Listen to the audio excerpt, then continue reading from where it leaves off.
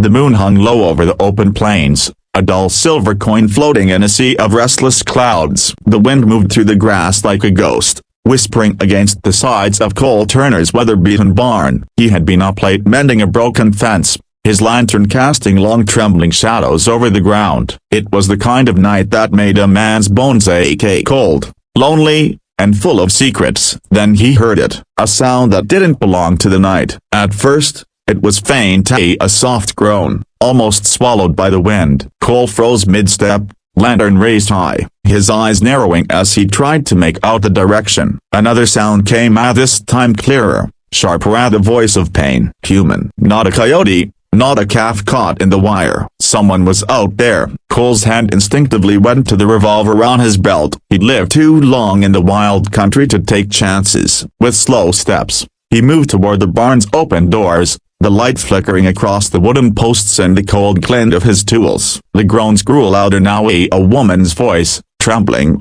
gasping. "Hello?" he called out, his voice echoing into the darkness. "Who's there?" No answer, only the sound of labored breathing. He took a few steps forward, boots crunching on the dirt. Then, as the light from his lantern stretched into the shadows behind the barn, he saw her, a woman, slumped against a stack of hay, her head tilted back, sweat glistening on her forehead despite the chill. Her dress was torn, one sleeve half ripped away, and her bare foot was twisted at an odd angle. When Cole's eyes fell to her ankle, he stopped cold. It was swollen grotesquely, the skin stretched tight and purple, pulsing slightly with every heartbeat. "It's swollen, a broken bar so big," she whispered, voice hoarse and weak. Cole crouched low, his lantern trembling slightly in his hand. The woman's eyes fluttered open, wild, sharp, filled with both fear and defiance. She looked like she'd been running for days. There were scratches along her arms, dirt smeared across her face, and her lips were cracked from thirst. "Don't touch me," she hissed suddenly, her hand darting to her side. Cole saw the flash of metal, a small knife, half broken but still deadly. He raised his free hand slowly. "Easy now. I ain't here to hurt you. You're hurt bad, miss. That ankle won't last the night if you don't let me help." She breathed hard, glaring up at him. For a long, tense moment, the two of them just stared, a weary rancher in the middle of nowhere, and a strange woman hiding behind a knife. The lantern flickered again, throwing long shadows across her face. Cole could see now that beneath the dirt and exhaustion, she was young, maybe mid-20s, but her eyes told of someone who'd seen too much. "Who are you?" he asked carefully. "Doesn't matter," she muttered, grimacing as another wave of pain hit her. "I'll be gone by dawn." "Not with that foot." "You won't," Cole said, setting the lantern down. "Let me take a look." "I said no," she barked, trying to pull back, but the motion sent a bolt of pain shooting up her leg. She bit her lip to stop a cry. Cole sighed. "Fine. You don't want me touching you, I get it, but at least let me tell you what's happening. That swelling, it's bad. You twisted out there." "Horse fell," she said between shallow breaths. "Near the ridge." Cole frowned. "That's miles out." "You crawled all the way here." She didn't answer, only glared at him, breathing hard. The silence stretched between them again. Cole looked down at her ankle, shaking his head. "All right," he murmured, pulling a clean bandana from his back pocket. "Just hold still, ma'am. I ain't gonna hurt you." Her grip on the knife tightened, but she didn't stop him this time. Cole knelt close, careful not to startle her, and tore the bandana in two. The air was cold enough to sting his fingers, but he worked quickly, wrapping the swollen joint as best he could. The skin was hot to the touch, an infection already setting in. "Maybe," he winced, muttering softly under his breath. The woman stared at him as he worked, her chest rising and falling fast. "Why are you helping me?" she asked suddenly, voice trembling. Cole looked up, the lantern light catching the sharp lines of his face. "Because out here, we don't leave folks to die, no matter who they are." She blinked at that, maybe in disbelief, maybe in shame. For a moment, her knife hand lowered, just slightly. "You're shivering," he said quietly. "Let's get you inside before the cold finishes the job." Her eyes darted toward the horizon. "Number, I can't go in there. I can't be seen." Cole frowned. "Ain't no one here but me and the horses. What are you running from?" But she didn't answer. Instead, she looked away, jaw tight, tears glinting in the corners of her eyes. Cole stood, brushing off his hands. Suit yourself. But if you stay out here, you'll freeze before the sun's up. He turned to leave, grabbing the lantern, but just as he took a few steps, he heard her voice say small and breaking, "Wait." He turned. She was trembling now, her defiance fading beneath exhaustion. "Yeah, broken bar, I can't move," she whispered. "Please see broken bar." Cole didn't hesitate this time. He crouched again and slid his arms beneath her, feeling how light she was, all bones and tension. She tensed at first, her knife clattering to the dirt, but then she went still, too weak to resist. He lifted her carefully, her head resting against his shoulder, her breath hot against his neck as he carried her toward the cabin. The wind picked up, howling like a living thing. The lantern's flame wavered dangerously, throwing fleeting light over the path. Cole could feel her trembling, not from cold alone, but from fear. Whoever she was, she hadn't just been running from an accident. Something or someone had driven her deep into his land. When they reached the porch, Cole paused. He glanced down at her face, illuminated faintly by the flickering light. Her lips moved, forming words too soft to hear. Then she went limp in his arms. They fainted from pain and exhaustion. Cole pushed the door open with his shoulder, stepping inside his small, warm cabin. The fire still glowed on the hearth, faint but alive. He laid her gently on the cot near the wall, covering her with his coat. For a long moment, he stood there, looking at her, wondering who she was, what trouble had found her, and what danger he might have just carried through his door.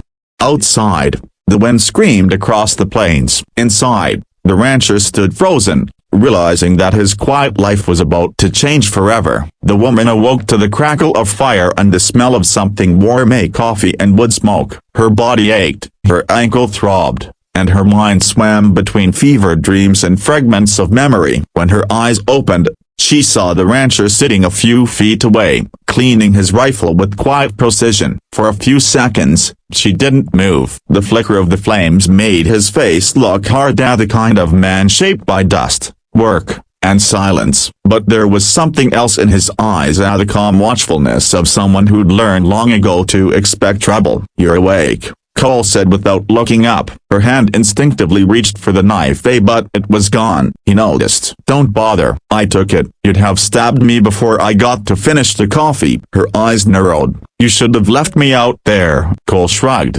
"Maybe, but I don't like the thought of burying strangers who could have been saved." Silence fell between them again, broken only by the steady ticking of the clock on the wall and the soft hiss of the wind outside. The woman tried to sit up, groaning as pain shot through her leg. Cole stood immediately, moving toward her with a cup of water. "Careful," he said, setting it down beside her. "You sprained it bad. Could be a fracture." She eyed him warily. "You talk like a doctor." "Just a rancher who's seen his share of busted bones." He sat on the edge of the chair, leaning forward. "You mind telling me who you are?" She hesitated, staring at the flames. "No one." Cole raised an eyebrow. "No one limps through a mile of brush and barbed wire for no reason." "You run in from someone?" Her jaw tightened. "That's none of your concern." Cole leaned back in his chair, folding his arms. "You're on my land, drinking my water, resting under my roof. Makes it my concern." Her eyes flicked up to him,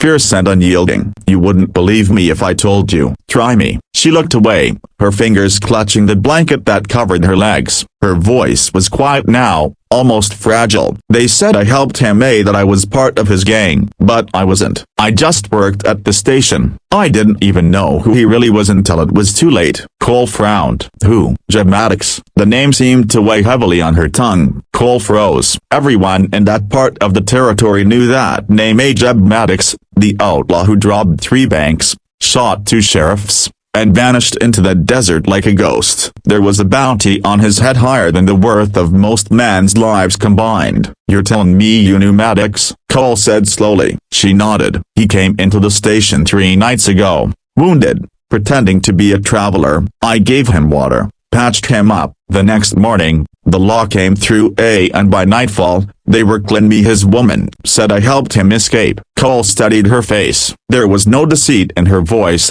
only exhaustion, fear, and a quiet shame. "They were gonna hang me," she continued, her voice trembling. "I barely got out. My horse fell near the ridge of a broken bar and I crawled until I saw your barn light." Cole ran a hand through his hair, exhaling slowly. "You're saying the marshals are looking for you right now?" She nodded weakly. "They think I'm with him. If they find me here broken bar." He didn't let her finish. He knew what that meant. The law didn't care much for the details out here. Guilt by association was enough to end a life. Cole stood and began to pace the room, his boots creaking against the floorboards. He was a man who lived by a simple code: they stay out of other folks' messes. But something about her, about the way she clung to her truth, made him hesitate. "You got a name?" he asked finally. "Clara," she said softly. "Clara Wynne." "Well, Miss Wynne," Cole said, looking out the window at the dark plains beyond, "you sure picked a hell of a place to hide." Her lips curved in a faint, bitter smile. "Wasn't much of a choice," he sighed, glancing back at her. "You're safe here for now. I'll make sure of it." Clara's eyes widened. "You don't have to do that. If they come, they'll think you're hiding me. You could lose everything." Cole gave a dry chuckle. "Ain't got much to lose. This land, a few cattle, and a reputation that don't matter past the next town. But I'll tell you what, I do got a conscience, and I ain't about to let them hang a woman for something she didn't do." She stared at him, tears glistening in her eyes though she tried to hide them. "Why?" Cole met her gaze steadily. "Because once, a stranger did the same for me." Clara's lips parted, but she didn't speak. There was something in his tone, a history, a pain buried deep that she could sense but dared not ask about. The wind howled louder outside, rattling the shutters. Cole threw another log onto the fire, then turned back to her. "You should rest. Tomorrow, we'll figure out what comes next." As she lay back, exhaustion pulling her under again, she whispered, "They'll come? You know, they'll search every mile till they find me." Cole stood by the fire, staring into the flames. "Then let them come." Hours passed. The fire burned low, and the room sank into a hushed, uneasy calm. Cole sat awake long after Clara had fallen asleep, his mind racing. He knew he'd crossed a line, one he couldn't uncross. Harboring a fugitive, even an innocent one, meant trouble. He glanced toward the window, where the horizon was still shrouded in night. Somewhere out there, men with badges and rifles were scouring the plains. Maybe they'd already seen the smoke from his chimney. Maybe they were closer than he thought. Still, when he looked back at Clara, paled, trembling, her face softened by sleep, he felt something stir inside him that he hadn't felt in years. A need to protect, to stand for something beyond survival. He reached for his revolver on the table and checked the chamber. 6 bullets gleamed in the firelight. He holstered it quietly and moved to the window, watching the darkness beyond the fields. The ranch was silent except for the creak of the windmill and the soft breathing of the woman he'd chosen to protect. The world outside was merciless, but inside that cabin, for the first time in years, Cole Turner felt the weight of purpose pressing heavy on his chest. He whispered to himself, almost as a promise, "Ain't no lawman taking her from here, not while I'm breathin'." And outside, somewhere far down the trail, the faint echo of horses could already be heard, closing in through the night.